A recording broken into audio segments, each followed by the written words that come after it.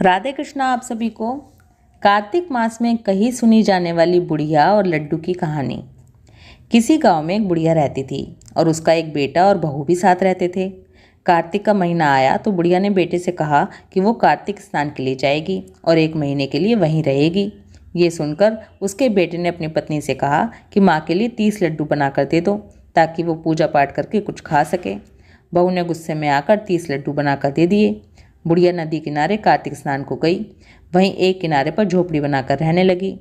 बुढ़िया रोज सवेरे उठकर स्नान करती और जैसे ही एक लड्डू निकालकर खाने लगती तो हनुमान जी बंदर के रूप में आते तो बुढ़िया वो लड्डू खुशी से बंदर को दे देती। इस तरह से कार्तिक का पूरा महीना बीत गया और सभी 30 लड्डू हनुमान जी बंदर के रूप में खा गए।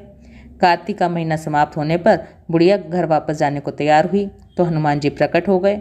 उन्होंने बुढ़िया की उस कुटिया की जगह एक आलीशान महल बना दिया। बुढ़िया का पूरा महल धन दौलत से भर गया। उसकी काया निरोगी हो गई।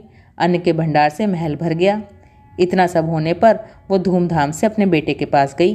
बुढ़िया को इतना धनी देखकर उसकी बहू ने मन में कहा कि अगले साल कार्तिक में मैं अपनी माँ को कार्तिक स्नान के लिए भेजूंगी। और अगले कार्तिक आने पर उसने अपनी माँ को कार्तिक स्नान के लिए भेजा।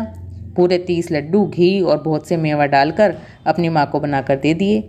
माँ कार्तिक स्नान के लिए गई और जैसे ही सुबह सवेरे नहाकर लड्डू खाने लगती तो हनुमान जी बंदर का रूप धरकर उसके सामने आकर बैठ जाते तो वो पत्थर मारकर उन्हें भगा देती और कहती कि इससे मेरा ही पेट नहीं भरता, तुझे क्या दूँ।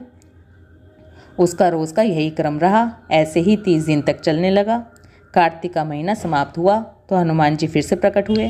उन्होंने बहू की माँ की जो कुटिया थी उसे कूड़े कचरे में बदल दिया और माँ को वहीं पर डुकर बना दिया।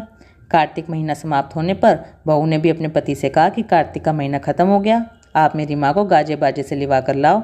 लड़का अपनी सास को गाजे बाजे के साथ लेने गया तो वहाँ देखता है कुटिया की जगह कूड़े का ढेर है और उस पर उसकी सास डुकर बनकर बैठी हुई है। लड़के को देखकर हनुमान जी प्रकट हुए और बोले कि बेटा, तुम्हारी माँ ने सच्चे मन से कार्तिक का स्नान किया है और पूजा पाठ किया है, इसलिए ही तुम्हारी माँ पर कार्तिक देवता का आशीर्वाद बरसा था। लेकिन तुम्हारी सास ने पापी मन से ये कार्य किया और कार्तिक महीने में बेटी के घर का अन्न खाया है, इसलिए कार्तिक देवता इससे नाराज़ हो गए और इसीलिए ये डूकर बन गई है।